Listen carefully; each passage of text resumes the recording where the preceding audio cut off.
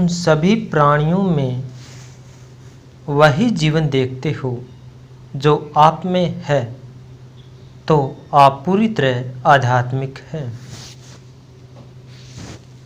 आध्यात्मिकता कोई ऐसी चीज़ या वस्तु नहीं है जिसे आप मंदिर, मस्जिद, चर्च और मठों में करते हैं। आध्यात्मिकता एक प्राकृतिक प्रक्रिया है जो केवल आपके अंदर ही घटित होती है। यह आपके ऊपर, नीचे या बाहरी देखने के बारे में नहीं है। यह जागरूक होकर करने वाली प्रक्रिया है जो आपके अंदर आनंद के स्रोत को तलाशने के बारे में होती है। आध्यात्मिक होने का दिखावा करके उसके बारे में बताने से कोई फायदा नहीं है। यह तो कोई रूपांतरण के लिए है। यह प्रक्रिया मरे हुए या मर रहे लोगों के लिए नहीं है। यह उनके लिए है जो जीवन की हर आयाम को पूरी तरह जागरूकता और जीवंतता के साथ जीना चाहते हैं। आध्यात्मिक होना किसी मत या अवधारणा से अपनी पहचान बनाने के लिए नहीं है, बल्कि अपने विकास की प्रक्रिया को तेज करने से होता है। आध्यात्मिक प्रक्रिया वहीं से शुरू हो जाती है जहां से आप किसी भी कार्य को पूरी तमन्ना के साथ कर जाते हैं।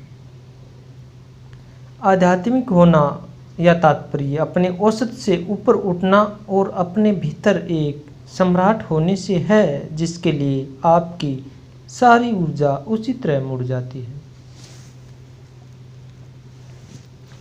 आप इसमें आध्यात्मिकता की तरफ बढ़ रहे हैं जब आप में सिर्फ स्वजनों के प्रति नहीं बल्कि सभी प्राणियों के लिए प्रेम उमड़ता है। जब आपके अंदर संसार के सभी प्राणियों के लिए करुणा फूट रही है तो आपका जीवन आध्यात्मिक है। आप जो भी कार्य कर रहे हैं उस कार्य में स्वजनों के साथ सभी प्राणियों के लिए भलाई निहित है। जो आपको जीवन बिल्कुल भी जटिल नहीं है बल्कि आध्यात्मिक है। आपके जीवन में बाहरी परिस्थिति कैसी भी हो सकती है, लेकिन उन बाहर परिस्थितियों के बावजूद भी अगर आप प्रसन्न और आनंदित है, जिससे आप अपने क्रोध, ईर्ष्या, अहंकार, नाराजगी और लालच को भुला चुके हैं, तो आप आध्यात्मिक हैं। आप आध्यात्मिक जीवन में यह बोध करते हैं कि आपने क्रोध, दुख और क्लेश के लिए कोई जिम्मेदारी नहीं ली है, बल्कि आप स्वयं इन सब के निर्माता है, तो आप पूरी तरह आध्यात्मिक के मार्ग पर हैं। जब आप अपने चित्त से यह जान लेते हैं कि मैं भी इस ब्रह्मांड का एक हिस्सा हूँ, तो समझ लेना आपके भीतर अवसरों की भरमार है। आपका चित्त हमेशा प्रेम और स्थिरता की बात करता है, जिससे आपके वो पल हंसी, खुशी और शांति के होते हैं। एक खुशहाल जीवन की इस संसार का सत्य है, लेकिन अगर आप अपने हालातों और परिस्थितियों से खुश नहीं हैं, तो उन्हें बदलने की कोशिश करें। और बदलना मुश्किल या असंभव है तो फिर उन्हें ऐसे ही स्वीकार कर लेना चाहिए। आध्यात्मिक जीवन से मतलब है कि जो चीज़ें आपको पसंद नहीं है उन्हें बदलना सीखें। जिन्हें आप बदल नहीं सकते उन्हें ऐसे ही स्वीकार करें। जीवन हर समय गंभीर होकर जीने लायक नहीं है। हमें जीवन के महत्व को समझना चाहिए।